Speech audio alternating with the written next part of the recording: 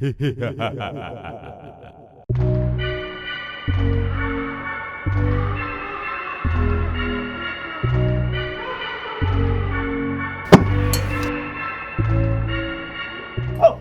hi. I didn't see you there. I was in the middle of an experiment. My name is Brandon. I'm the resident mad scientist here at the Grout Museum District. We are coming to you today with a few more Halloween-themed kind of experiments. Now, these Halloween experiments would typically be run by my lab assistant, Steve, here.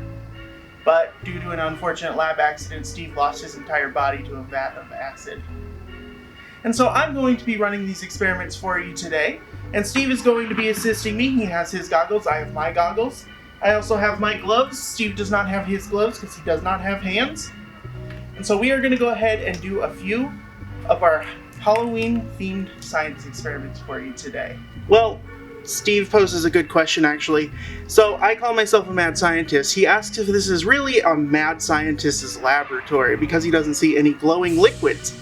Actually, Steve, I have quite a few glowing liquids, and I'll show you a few of them right now. So Steve and I have our goggles on now, because we're ready to run our first little experiment here. I'm making this beaker of what looks like just normal water, and at the moment it is, but Steve wants it to be glowing. And so we're going to add this powder called Instant Light.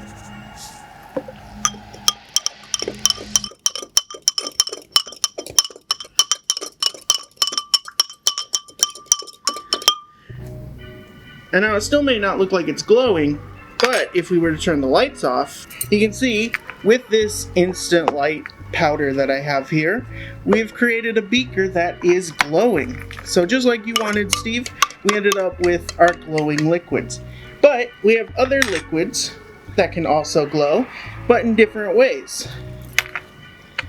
So this one glows whenever you point ultraviolet light at it. So I'm using my blue laser pointer to light up all the little phosphorus pieces in here, phosphorescent pieces in here. And when I take it off, you can see it still glows. So I do have plenty of beakers and containers that glow with liquid in them. It's just a matter of looking at them right, Steve. So, now that I've proven to Steve, and hopefully you, that I truly am a mad scientist with a mad scientist laboratory, we're going to get to our two main experiments for today, both involving these two pumpkins right here. And we're going to do two different experiments with each one, ending hopefully with a bang on the last one. So, for our first pumpkin here, like I said, we have his eyepieces cut out and taken out. And so we're looking to do a specific kind of experiment. Maybe you've seen someone do something similar to this, and it's called elephant toothpaste, but in this case we're going to call it the pumpkin upchuck. So we're going to go ahead and take our container first, and we're going to put it in here. You have to have something to hold all these materials in it. Our first thing we're going to take is our hydrogen peroxide. Now this is something you can get at the store, but ours is a little bit stronger. And what we're going to do is we're going to put about 50 milliliters into our container.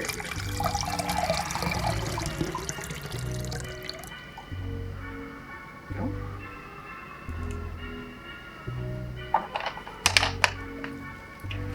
And to make this experiment a little cooler, we're going to add just a little bit of soap into that hydrogen peroxide.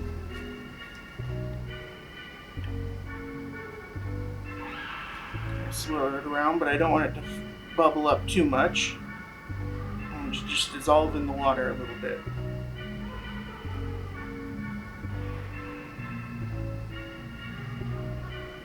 Right. And our last ingredient we need is potassium iodide. Now, this is not something you can find easily at home, but if this experiment is something you want to try at home, there is a simpler version you can use that uses dried out yeast instead of this. So, once we add this potassium iodide, the experiment will actually begin and we'll start to get our reaction. So at this point, Steve, we're going to put goggles on, get this stuff going in here, and get ready to put our pumpkin lid back on.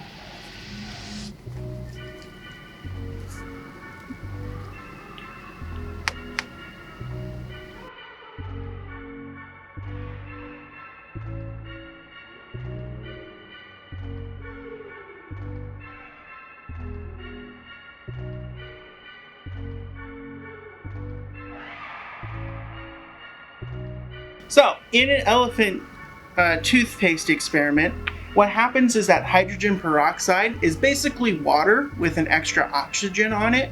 And so what the potassium iodide does is it actually rips off that extra oxygen. It turns the hydrogen peroxide into water, and it releases that extra oxygen into the air.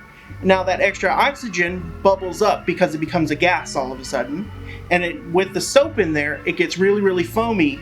And this reaction is also exothermic. So as you watch that experiment, you probably notice some steam coming off of that foam.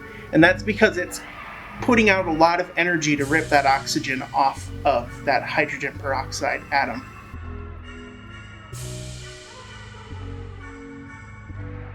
So, that was our first experiment for today, our first main experiment.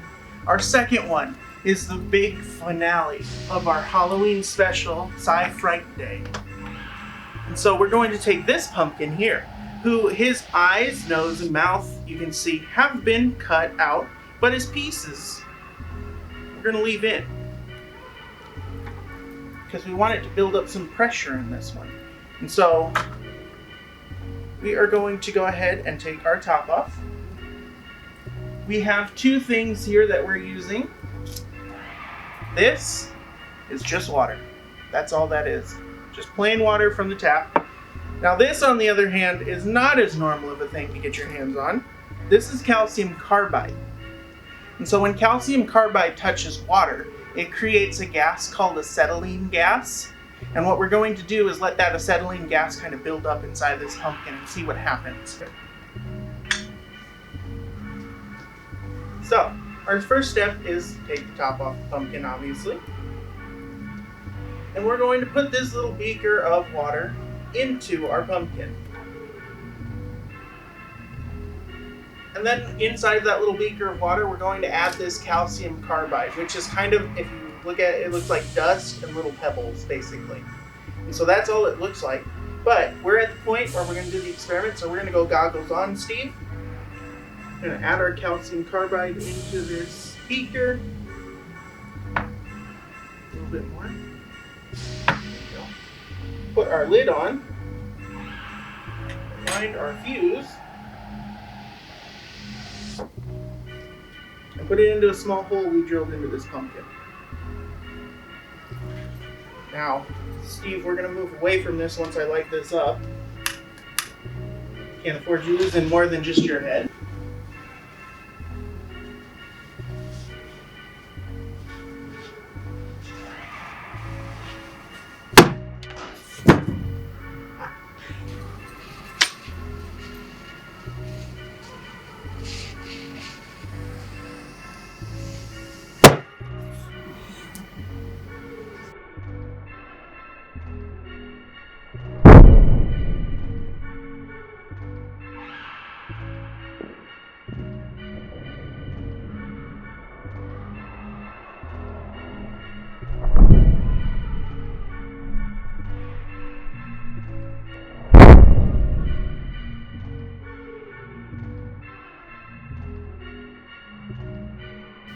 Alright, so that was our last experiment in our Halloween special today. We can take goggles off, Steve.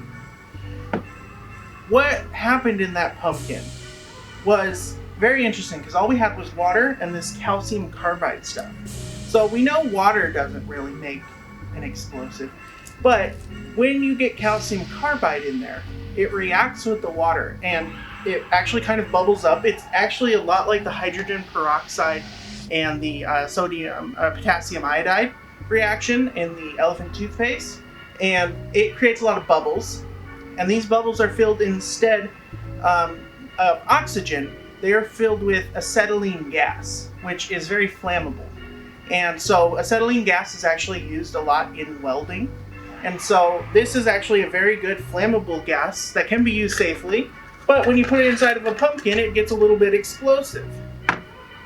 And so, what we are dealing with here is a exothermic reaction because it creates this heat and it creates all this gas. And then once that fuse runs down, all it needs, all that acetylene gas inside, all it needs is a little spark to get it lit up.